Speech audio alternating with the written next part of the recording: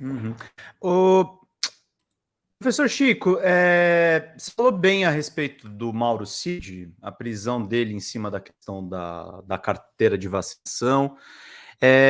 Mas a gente sabe, pegando o que eu falei há pouco, né? Eu falei que foi um processo a questão do GSI, e a prisão dele acontece no contexto das prisões do dia 8 de janeiro, num contexto também que o Supremo passa a fazer aquilo que você estava falando agora há pouco. Enquanto a justiça militar absorve esses caras, arquiva os casos, investiga, o Supremo diz que, bom, se esses militares cometeram crimes civis, eles vão ser julgados por crimes civis.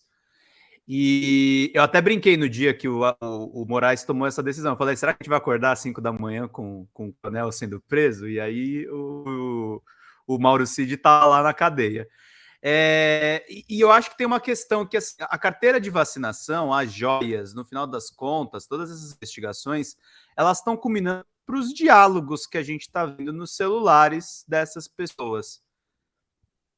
O segredo dos militares está deixando o Bolsonaro em silêncio? O que você acha? Sem dúvida nenhuma, em nome dessa falsidade ideológica que se teve acesso a essas outras informações.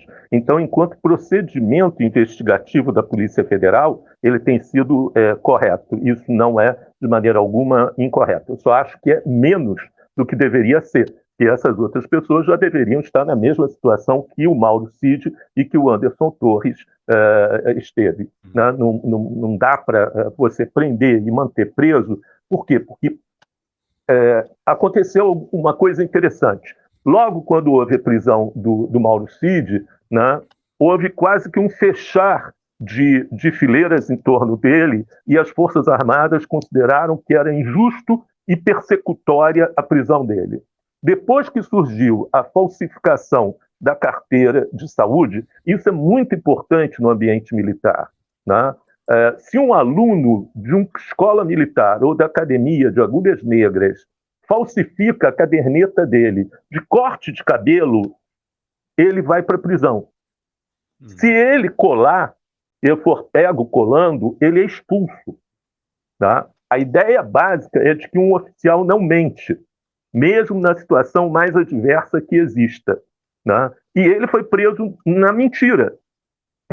E aí somou-se a questão das joias. Quando apareceu a questão das joias, esse cerrar fileiras em torno do Mauro Cid se diluiu. Mas se esperava que outras pessoas também fossem presas e que não ficasse apenas o Mauro Cid como sendo um gênio do mal, um doutor Mabuse, que consegue sozinho organizar um golpe de Estado no país. Né? O Elcio Franco é um deles. Claro.